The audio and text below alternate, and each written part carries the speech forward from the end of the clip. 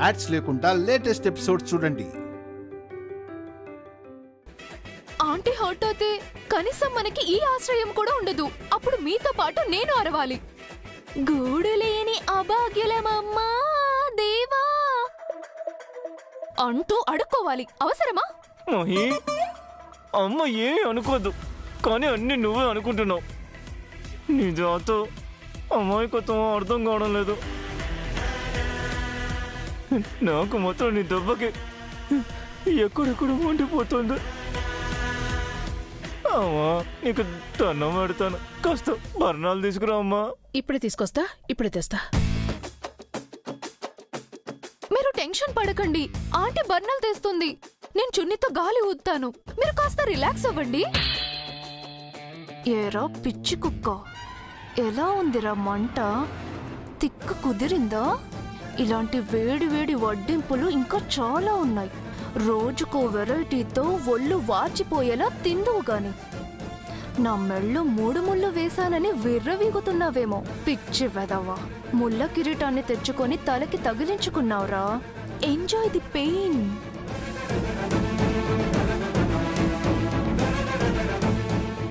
అలా చూస్తున్నావేంటి మహి? ఏంటో ఎక్స్ప్రెషను? బాధండి, బాధ. మీ బాధను నా నరనరాల్లో ఫీల్ అవుతున్నాను. ఫీల్ అవుతున్నావా? నేను కదే ఫీల్ అవ్వాల్సింది, నా కర్మ కాకపోతే. పృథ్వీ చేయి చూపించు.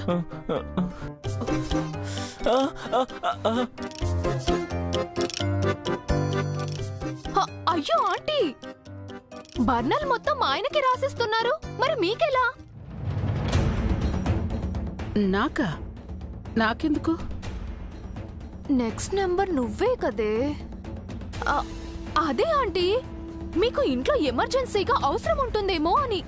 ఏం పర్లేదులే మహి, నేను ఇంకోటి తెప్పిస్తాను. త్వరగా తెప్పించండి ఆంటీ. ఎప్పుడు ఏది అవసరం ఉంటుందో చెప్పలేం కదా. ఏంటో విధి, అన్ని కష్టాలు నా అనుకున్న వాళ్ళకే వస్తున్నాయి. అమ్మో, ఇంటికి కోడలు తెచ్చుకున్నట్లేదు, ఏదో కొరివిని తీసుకొచ్చి పెట్టుకున్నట్టుంది. పోన్లేమో, ఏదో యాక్సిడెంటల్గా జరిగిపోయింది, నేనే తొందరపడ్డాను. పోయి పోయి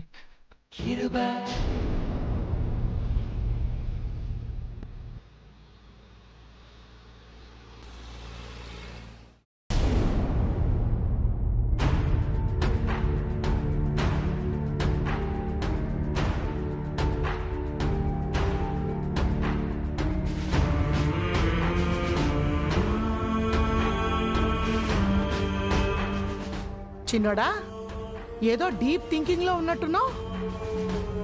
ఏం లేదు బామ్మ, ఊరికినే ఆలోచించుకుంటూ కూర్చునే వయసు నాది, నీది కాదు నాన్న. డిస్టర్బ్ చేసినట్టున్నాను, ఆలోచించుకో. ఆనంద్, విరాజ్ ఇదిగోరా. అన్నయ్య, మన కంపెనీ సీనియర్ మేనేజర్కి ఫోన్ చేసామంట కదా, మన కంపెనీ నెట్వర్క్ డీటెయిల్స్ గురించి. ఇది దానికి సంబంధించిన ఫైలే. సారీ అన్నయ్య, అది అవునరా. ఆయనకెందుకురా ఫోన్ చేయటం? నన్ను అడిగితే నేనే చెప్పేవాడిని కదా. అయినా ఉన్నట్టుండి నీ దృష్టి ఇటువైపు మళ్ళిందేంట్రా?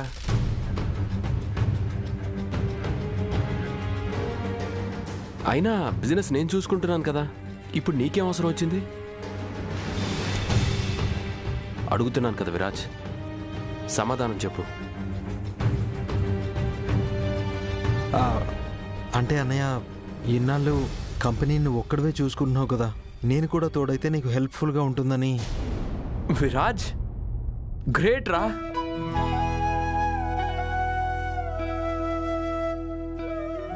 Hearty welcome. ఇంతకన్నా ఏం కావాలరా? అత్తయ్య గారు, విరాజ్ ఇప్పుడు మ్యూజిక్ లైఫ్ గోల్ అనేవాడు, సడన్ గా ఏంటి బిజినెస్ ఫైల్స్ అంటున్నాడు? ఇదేదో డౌట్ పడాల్సిన విషయంలాగా అనిపించటం లేదా అత్తయ్య గారు?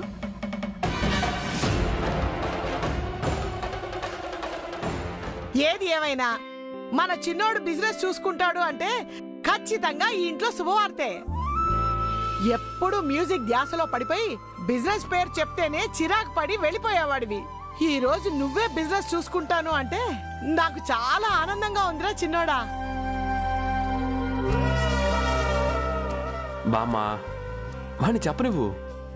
Viraj, are you serious? బిజినెస్లో నేను కూడా నీకు హెల్ప్ చేద్దాం అనుకుంటున్నాను. వెరీ గుడ్ రా విరాజ్. నువ్వు నాతో ఉంటే నాకు వర్క్ ప్రెషర్ 50% తగ్గిపోతుంది. Thank you so much. Anand, ఇన్నేళ్లలో ఎప్పుడు గుర్తురాని కంపెనీ బాధ్యతలు ఇప్పుడెందుకురా వాడికి గుర్తొచ్చాయి? అడగ్గానే అప్పచెప్పడానికి బిజినెస్ ఏమైనా ఆట వస్తువా? ఆలోచించక్కర్లేదా? ఏంటి విరాజ్, ఆల్రెడీ నీ ప్రొఫెషన్ బాగానే ఉందిగా, ఖాళీగా ఉన్నావు, ఏదో ఒకటి చెయ్యాలి అనేది ఏమీ లేదు కదా. మరీ అంత సడన్గా కంపెనీ వ్యవహారాలు చూసుకుంటానని అనడమేంటి? అంత అవసరం ఏమొచ్చిందిరా ఇప్పుడు నీకు? మామ్, ఈ మాట ఇప్పుడు మీతో చెప్పడం వల్ల వింతగా అనిపిస్తుందేమో, కానీ బిజినెస్కి సంబంధించిన నిర్ణయం నేను గతంలోనే తీసుకున్నాను. మీ దగ్గర బయటపడలేదంతే. అయినా నేనేం చిన్నపిల్లాన్ని కాదు మామ్. నాకు నిర్ణయం తీసుకునే మెచ్యూరిటీ ఎప్పుడూ వచ్చింది. అందుకే నా లైఫ్కి సంబంధించిన కొన్ని నిర్ణయాలు ఇప్పుడు తీసుకోవడం మంచిదనుకుంటున్నాను.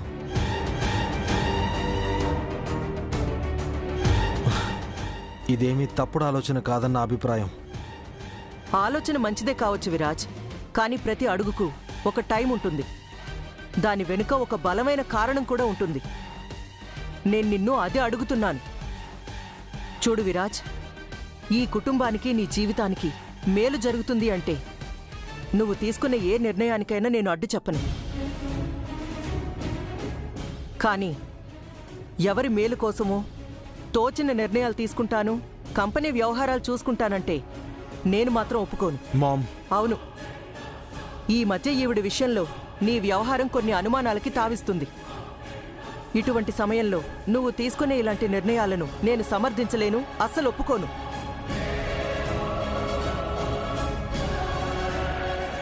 ఏమంటున్నావు మామ్? అవునరా, అవకాశం చిక్కితే ఉన్నదంతా దీనికోసం దారదత్తం చేస్తాం. నా కొడుకు మంచితనం మరొకరికి అవకాశంగా మారడం నాకిష్టం లేదు. అలా జరగనివ్వను. అందుకే అడ్డు చెప్తున్నాను. నా కోసం ఈ కుటుంబం ఏది కోల్పోవద్దు. నేను ఏది ఆశించడం లేదు.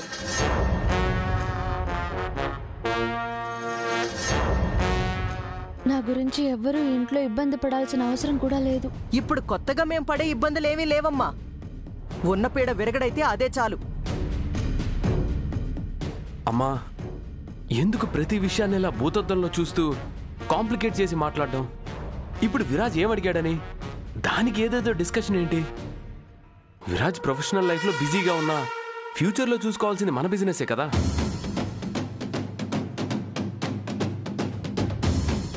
ప్రస్తుతం ఈ విడాకులు సంథింగ్ ఇష్యూస్ వల్ల కూడా తనకు కొంచెం డిస్టర్బెన్స్ క్రియేట్ అయింది. కనీసం ఈ బిజినెస్ వ్యవహారాల వలనైనా మనసుకు కాస్త డైవర్షన్ ఉంటుంది కదా, అదెందుకు ఆలోచించడం లేదు? విరాజ్ ఆలోచన నువ్వన్నట్టుగా ఉంటే నాకెందుకురా అభ్యంతరం ఉంటుంది? కానీ వాడి ఆలోచన అలా లేదనే కదా ఇదంతా.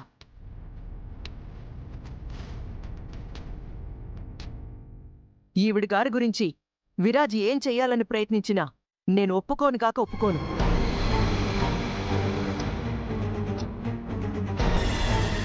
అది తెలుసుకుని మసలుకుంటే ఈ ఇంట్లో అందరికీ మంచిది.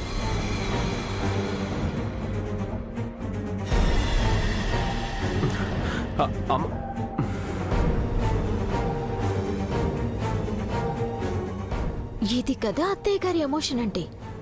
ఏదైనా చెడగొట్టడానికి మనం ఇలా హింటిస్తే చాలు, కంటెంట్ మొత్తం కన్విన్స్ చేసేస్తుంది. పిచ్చత్తయ్య, ఇది చాలు మనకి.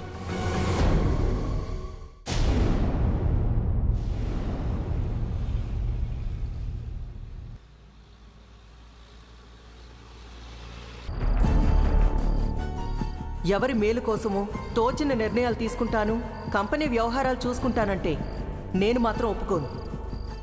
ఈవిడి గారి గురించి విరాజ్ ఏం చెయ్యాలని ప్రయత్నించినా నేను ఒప్పుకోను కాక ఒప్పుకోను. విరాజ్, అన్నయ్య ఏంట్రా ఆఫీస్ అంటేనే ఇరిటేట్ అయ్యేవాడివి, అలాంటిది నువ్వు ఆఫీస్కి వస్తానంటే అమ్మే కాదురా నాకు ఆశ్చర్యంగానే అనిపించింది. నీ నిర్ణయం వెనక ఏ బలమైన కారణం లేదు అంటే ఎవ్వరూ నమ్మలేవురా. ఏం జరిగింది చెప్పు. నా కోసం నువ్వు ఏం చేయడానికైనా సిద్ధంగా ఉంటావు. నీ అన్నగా నాకు నీకోసం ఏదైనా చెయ్యాలనిపిస్తుంది కదరా. అదేంటో చెప్పరా. నీకోసం నా వల్ల అయిన ప్రయత్నం నేను చేస్తాను. చెప్పు విరాజ్. నీ వెనకున్న ప్రాపర్టీస్ అన్నీ నా చేతిలోకి రావాలి. ఆ తర్వాత చైత్ర జీవితాంతం నీతోనే ఉంటుంది. ఏమంటావు? మీ అన్న ఆనందం ఉన్న ప్లేస్ నాదవ్వాలి. నాకు చైత్రకు మధ్య మన ఇంట్లో వాళ్ళు కట్టిన అడ్డుగోడను తొలగించాలంటే ఈ కుటుంబ వారసుడిగా నా వాటాగా నేను పొందాల్సిన పూర్తి ఆస్తిని నేను వదులుకోవాలన్నయ్య.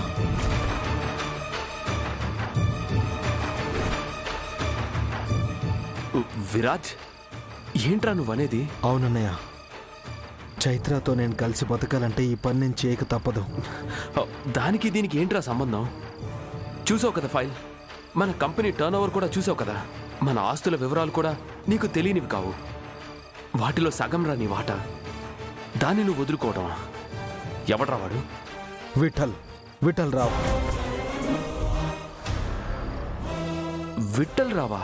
అవునన్నయ్య, ఆ విధవే సీతారత్నం గారి మీద తప్పుడు మనిషి అని ముద్ర పడ్డానికి కారణం వాడే. వాడిప్పుడు ఫారిన్ కంట్రీలో ఉంటున్నాడు.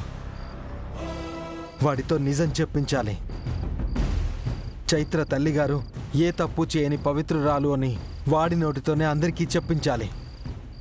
ఆ కుటుంబానికి అంటిన మచ్చ ఆ విఠలరావు గారి చేతులతో తుడిపించి మన ఇంట్లో వాళ్ళందరి కళ్ళు తెరిపించాలి. వాడి పని చేయాలంటే నా ఆస్తి మొత్తం వాడికి కావాలి అన్నాడు. అందుకని వాడు అడిగిన దానికి ఒప్పుకున్నావా? నాకు చైత్ర కన్నా ఏది ఎక్కువ కాదన్నయ్య. చైత్రని అమ్మ దగ్గరికి తీసుకోవాలి. అది జరగాలంటే సీతారత్నం గారి గురించి అమ్మకి పూర్తిగా తెలియాలి. సీతారత్నం గారి గురించా? అవునన్నయ్య, ఆ సీతారత్నం గారు మన కంపెనీ మనుగడ కాపాడడం కోసం ఎంతో కృషి చేశారు. నిజాయితీగా మన తాతగారి దగ్గర పనిచేశారు. ఇప్పటికీ ఆవిడ మన తాతగారి ఆశయాలకు ఆలోచనలకు కట్టుబడే అమ్మ ఒడిని నడుపుతున్నారు. ఆవిడ మంచితనం, మాతృహృదయం గురించి అమ్మకి అర్థమైనప్పుడే అన్నయ్య చైత్ర విషయంలో తను ఎంత పొరపాటు చేసిందో తెలుసుకుంటుంది. చైత్రని కోడలిగా స్వీకరిస్తుంది. కానీ విరాజ్, అందుకు ఇంత పెద్ద నిర్ణయం? ప్రస్తుతం ఈ సమస్యకి వేరే మార్గం లేదన్నయ్య. వాడు నీ సర్వస్వాన్ని లాగేసుకుంటున్నాడు రా. అది ప్రాణం లేని డబ్బు మాత్రమే అన్నయ్య. నాకు చైత్రకి మించిన సర్వస్వం ఏదీ లేదు. విరాజ్, నువ్వేనారా జీవితకాలం నీకు శిక్ష విధిస్తున్నాను అని తన మెడలో తాలి కట్టి వదిలేసిన విరాజ్వి? ఇప్పుడు తన కోసం నిన్ను నువ్వే వదులుకోవడానికి సిద్ధపడిపోతున్నావు. అసలు ప్రేమ అన్న పదం కూడా మీ మధ్య చిన్న పదం అనిపిస్తుంది నాకు. రే Viraj, you are great. Viraj, నీ మాటలు విన్నాక, చైత్ర మీద నీకున్న ప్రేమ పవర్ ఏంటో తెలిసాక నాకొకటే అనిపిస్తుందిరా. నీ నిర్ణయాన్ని ఎవరు అవునన్నా ఎవరు కాదన్నా 100% అమలు చేసి తీరుతావు.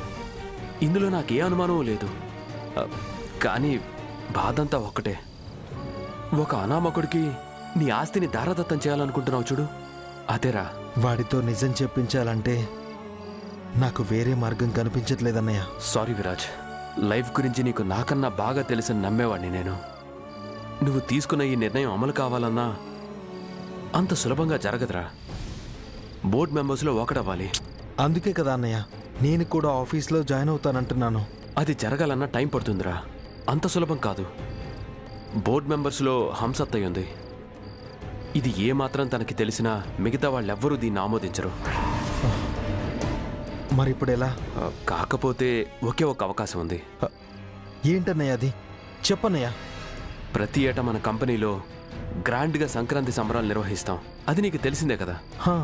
అందులో గెలిచిన వాళ్ళకి బోర్డులో తమ నిర్ణయాన్ని అమలు చేసే అవకాశం లభిస్తుంది. అంటే అది నీకు నాకు కాదు, ఓన్లీ లేడీస్, మన ఇంటి ఆడవాళ్ళకే. అయితే చైత్ర? ఎస్, చైత్ర ద్వారానే ఇది జరగాలి. తప్పకుండా అన్నయ్య. ఓకే, ఈ నిర్ణయంలో నీ వెంట నేను ఉంటాను. ఇలా అయినా మీ లైఫ్కి ఏర్పడ్డ అడ్డుగోడ తొలగిపోవాలి. థ్యాంక్ యూ అన్నయ్య, thank you so much.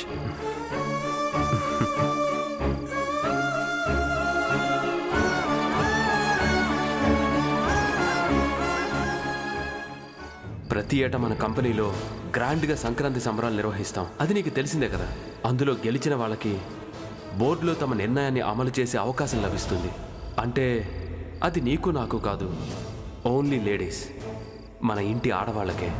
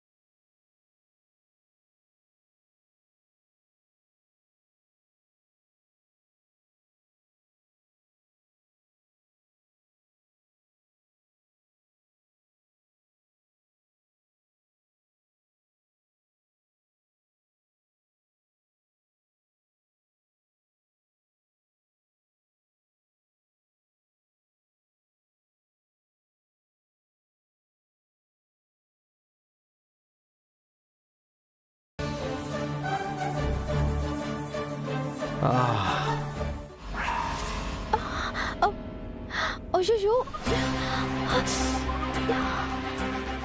Viraj, నీ కాఫీ ఎవరిచ్చారు?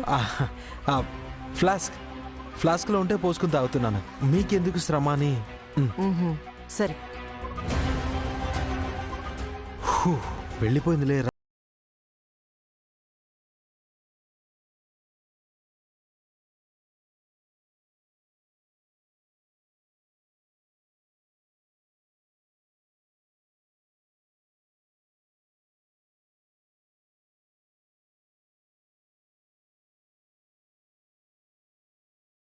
ఉందేంటి? నువ్వు సిప్ చేసి ఇచ్చావనా? నీకు కూడా అలాగే అనిపిస్తుందేమో. ఏమో.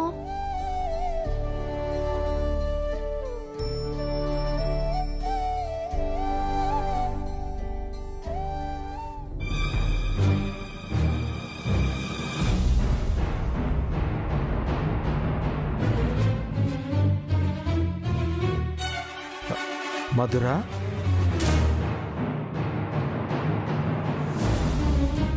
హే మధు, వాట్ ఎ సర్ప్రైజ్. చాలా కాలం తర్వాత కలిసావు. ఇన్ని రోజులు ఏమైపోయావు? కనీసం కాల్ కూడా లేకుండా ఇలా సడన్ గా వచ్చేసావేంటి? నువ్వెలా ఉన్నావు విరాజ్? ఫెంటాస్టిక్. ఇంతకీ ఇది నీ బేబీయేనా? అవును. I see. విరాజ్, ఎవరి అమ్మాయి? నా ఫ్రెండ్ మధు, ఐ మీన్ మధుర. ఇప్పుడు ఇలా చూడడానికి సైలెంట్గా ఉంది కానీ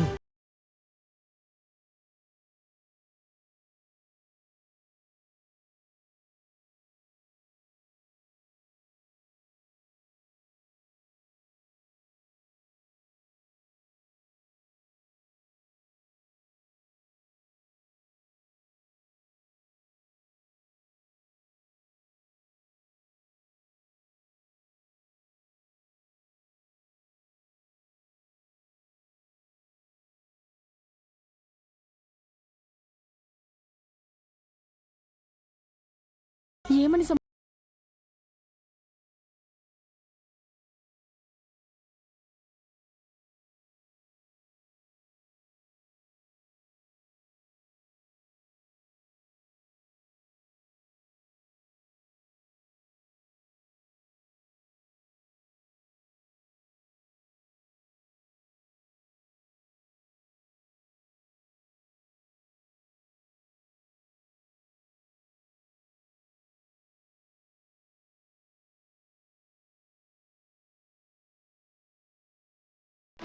సమాధానం చెప్పాలి అంటున్నాను.